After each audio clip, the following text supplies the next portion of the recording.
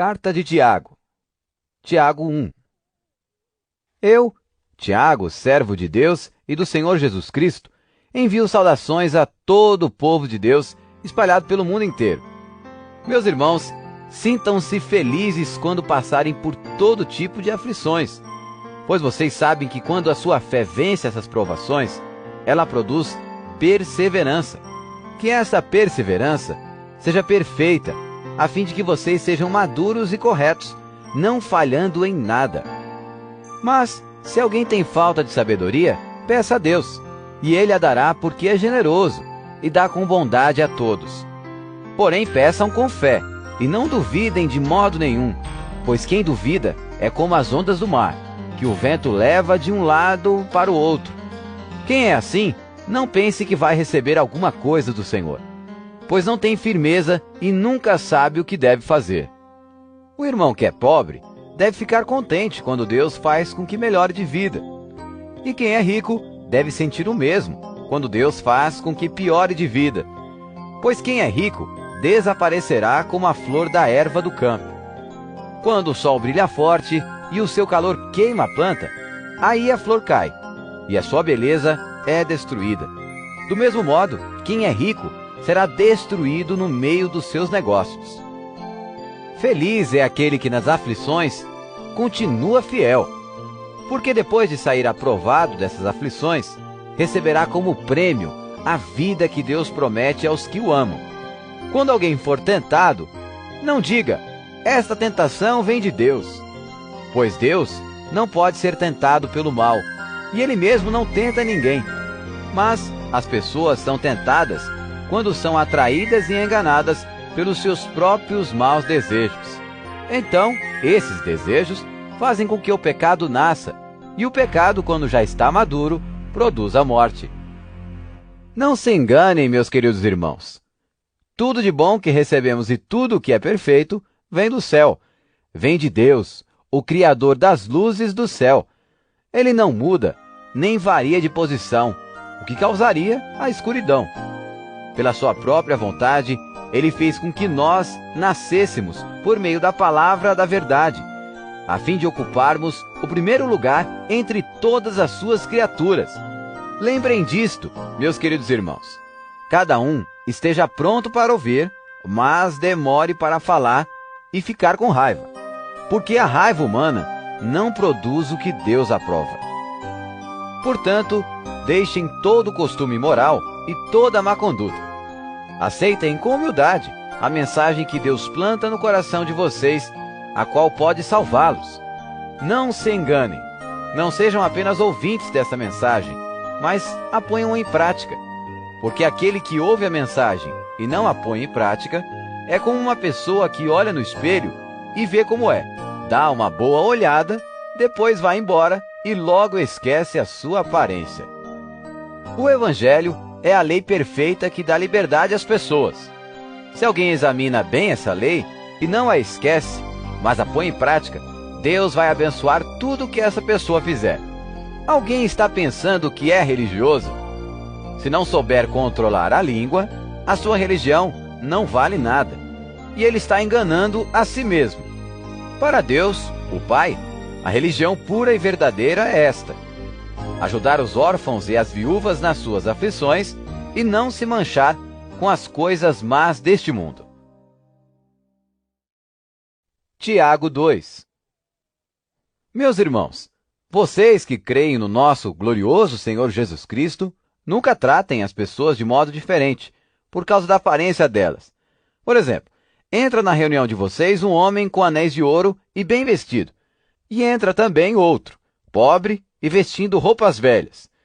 Digamos que vocês tratam melhor o que está bem vestido e dizem, este é o melhor lugar, sente-se aqui. Mas dizem ao pobre, fique de pé, ou sente-se aí no chão, perto dos meus pés.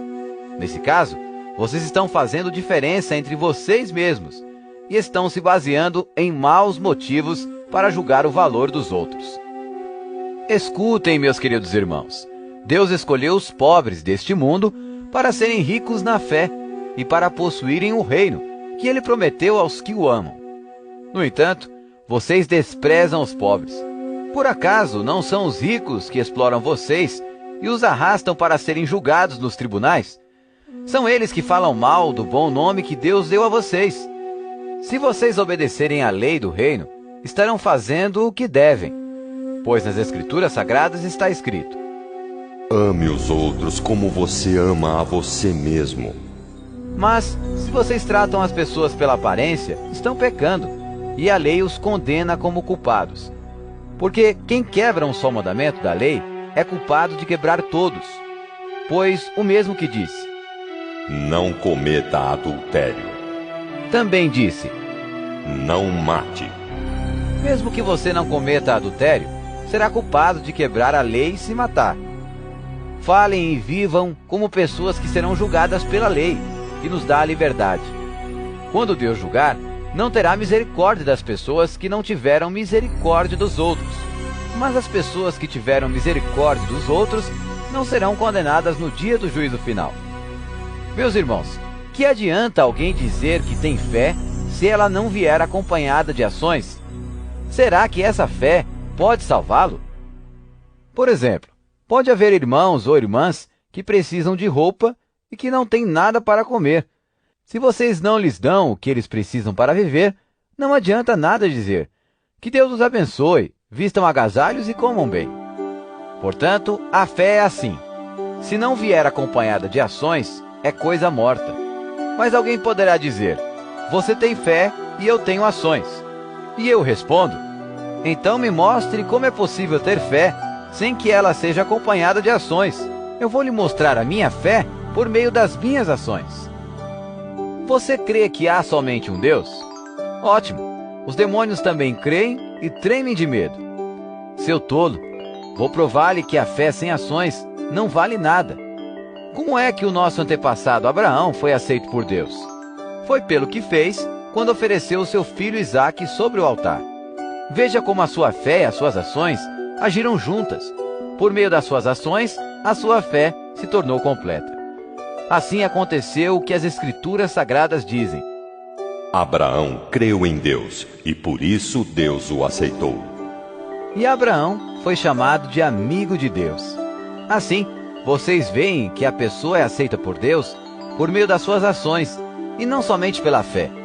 Foi o que aconteceu com a prostituta Raabe, quando hospedou os espiões israelitas e os ajudou a sair da cidade por outro caminho. Deus a aceitou pelo que ela fez.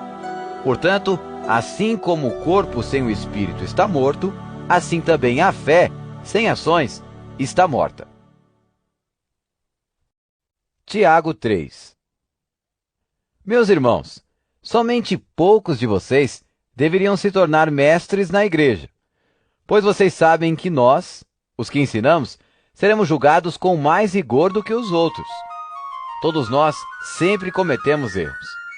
Quem não comete nenhum erro no que diz é uma pessoa madura, capaz de controlar todo o seu corpo. Até na boca dos cavalos colocamos um freio, para que nos obedeçam, e assim fazemos com que vão aonde queremos. Pensem no navio. Grande como é empurrado por ventos fortes, ele é guiado por um pequeno leme e vai aonde o piloto quer. É isto que acontece com a língua. Mesmo pequena, ela se gaba de grandes coisas. Vejam como uma grande floresta pode ser incendiada por uma pequena chama. A língua é um fogo. Ela é um mundo de maldade. Ocupa o seu lugar no nosso corpo e espalha o mal em todo o nosso ser. Com o fogo que vem do próprio inferno, ela põe toda a nossa vida em chamas. O ser humano é capaz de dominar todas as criaturas e tem dominado os animais selvagens, os pássaros, os animais que se arrastam pelo chão e os peixes. Mas ninguém ainda foi capaz de dominar a língua. Ela é má, cheia de veneno mortal, e ninguém a pode controlar.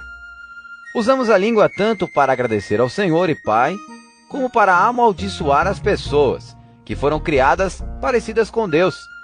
Da mesma boca saem palavras tanto de agradecimento como de maldição. Meus irmãos, isso não deve ser assim. Por acaso, pode a mesma fonte jorrar água doce e água amarga?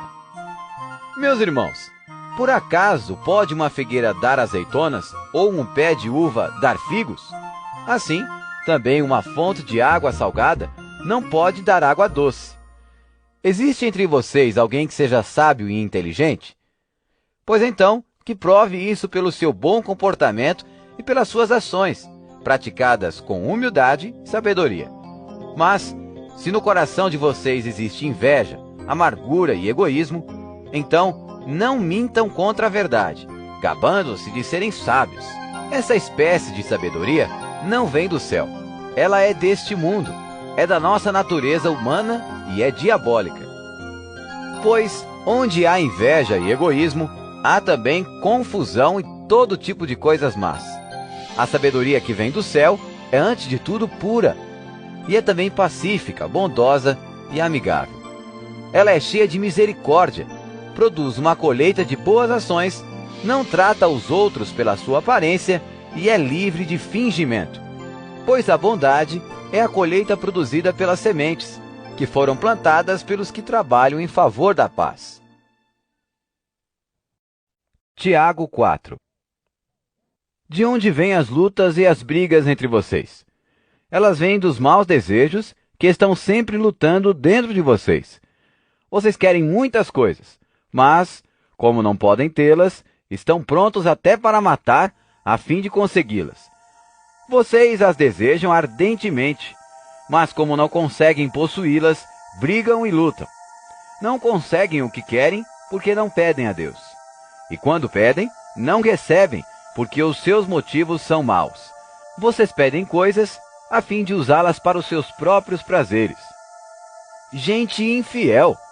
Será que vocês não sabem que ser amigo do mundo é ser inimigo de Deus? Quem quiser ser amigo do mundo, se torna inimigo de Deus. Não pensem que não quer dizer nada esta passagem das Escrituras Sagradas. O espírito que Deus pôs em nós está cheio de desejos violentos.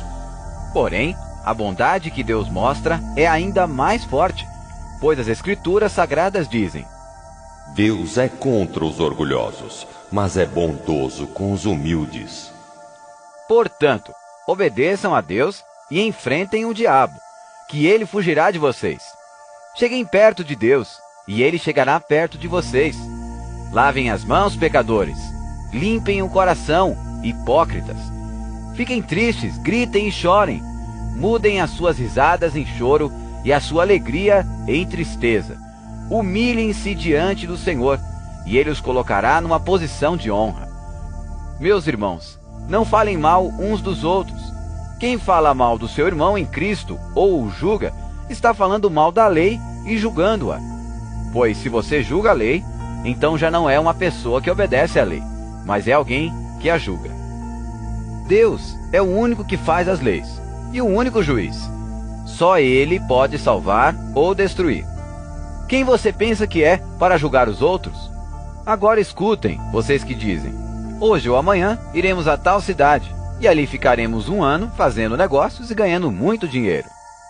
Vocês não sabem como será a sua vida amanhã, pois vocês são como uma neblina passageira, que aparece por algum tempo e logo depois desaparece. O que vocês deveriam dizer é isto: se Deus quiser, estaremos vivos e faremos isto ou aquilo. Porém, vocês são orgulhosos e vivem se gabando. Todo esse orgulho é mau. Portanto, comete pecado a pessoa que sabe fazer o bem e não faz. Tiago 5. Agora, ricos, escutem. Chorem e gritem pelas desgraças que vocês vão sofrer. As suas riquezas estão podres, e as suas roupas finas estão comidas pelas traças. O seu ouro e a sua prata estão cobertos de ferrugem, e essa ferrugem será testemunha contra vocês, e como fogo comerá o corpo de vocês. Nesses últimos tempos, vocês têm amontoado riquezas, e não têm pago os salários das pessoas que trabalham nos seus campos. Escutem as suas reclamações. Os gritos dos que trabalham nas colheitas têm chegado até os ouvidos de Deus, o Senhor Todo-Poderoso.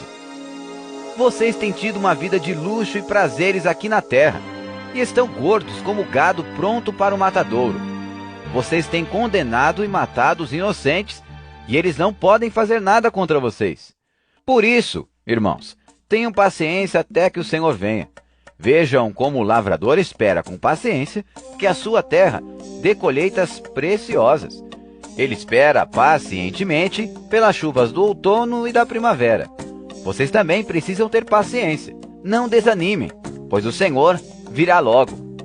Irmãos, não se queixem uns dos outros para não serem julgados por Deus. O juiz está perto, pronto para vir.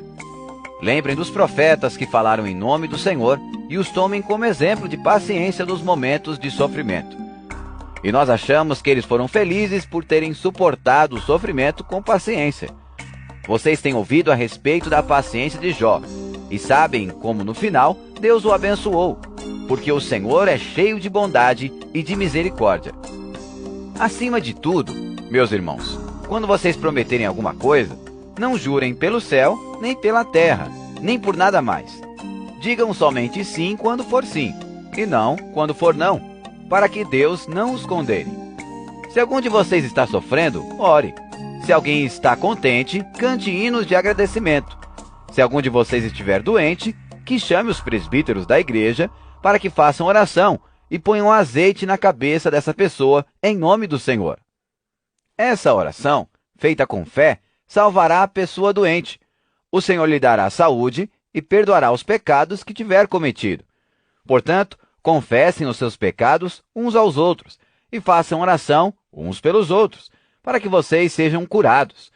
A oração de uma pessoa obediente a Deus tem muito poder. O profeta Elias era um ser humano como nós. Ele orou com fervor para que não chovesse, e durante 3 anos e meio não choveu sobre a terra. Depois orou outra vez e então choveu, e a terra deu a sua colheita. Meus irmãos, se algum de vocês se desviar da verdade e outro o fizer voltar para o bom caminho, lembrem disto.